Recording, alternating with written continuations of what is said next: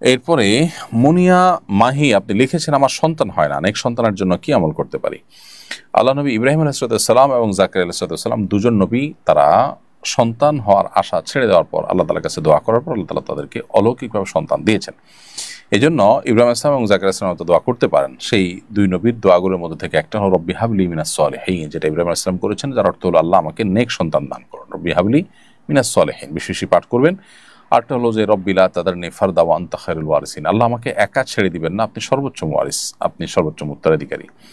ঠিক একইভাবে আরো দোয়া আছে, রব্বানা রব্বি হাবলি মিন লাদুনকা যুররিয়াতান তাইয়্যিবাহ ইন্নাকা সামিউদ দুআ, আল্লাহ আপনার পক্ষ থেকে পবিত্র সন্তান আপনি দান করুন, ভালো সন্তান দান করুন, আপনি দোয়া শ্রবণকারী। তো এরকম যে দোয়াগুলো আছে, এই দোয়াগুলো আমরা পাঠ করতে পারি, এর মাধ্যমে ইনশাআল্লাহ হয়তো আমাদেরকে নেক সন্তান দিতে পারেন। এরপরও যদি কেউ নেক সন্তান না পান কোনো কারণে, বারবার দোয়া করার পরও আল্লাহ তাআলা তাকে সন্তান দিলেন না, তাহলে বুঝতে হবে যে এটা আল্লাহর তরফ থেকে পরীক্ষা, এবং সবর করতে হবে, ধৈর্য ধারণ করতে হবে।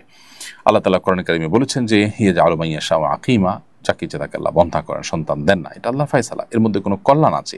যদি আপনার যদি কোনো কুলাঙ্গার সন্তান হয় কিংবা কোনো বিকলাঙ্গ সন্তান হয়, সেটা চাইতে আপনার না হওয়াটা নিশ্চয়ই কল্যাণ হবে। সেজন্য আল্লাহর ফয়সালাকে মেনে নেওয়াটাই হলো বুদ্ধিমানের পরিচয়।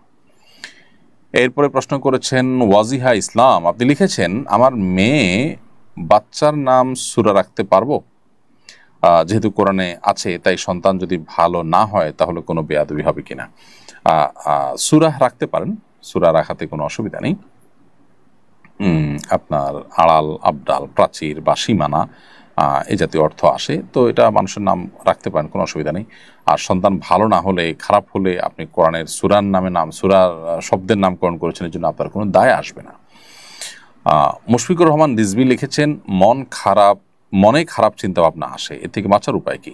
বাম দিকে প্রতীকী থুতু ফেলবেন, থুতুর ফেলার করে থুতু বলবেন, থুতু আওয়াজ করবেন এবং থুতু ফেলার ভান করবেন, এবং শুয়ের আগায় পরিমাণ যে থুতু আসে, এরকম থুতু আসতে পারে, প্রতীকী থুতু ফেলবেন। এর বাইরে আমানতু বিল্লাহি ওয়া রাসূলিহি, আল্লাহ এবং তার রাসূলের প্রতি ঈমান এনেছি, এটা পড়বেন, তাহলে মনের ওয়াসওয়াসা দূর হবে ইনশাআল্লাহ। এবং আউযু বিল্লাহি মিনাশ শাইতানির রাজিম, আমি আল্লাহর কাছে বিতাড়িত শয়তান থেকে পানাহ চাই, এই দোয়া বা এই আউযু বিল্লাহ এটা পাঠ করবেন। এগুলোর মাধ্যমে আল্লাহ তাআলা চাহেন তো ইনশাআল্লাহ খারাপ চিন্তা ভাবনা বাম দিক থেকে সাধারণত হয়ে থাকে, শয়তান মানুষের মনে প্রবেশ করে থেকে বেঁচে থাকতে পারবেন।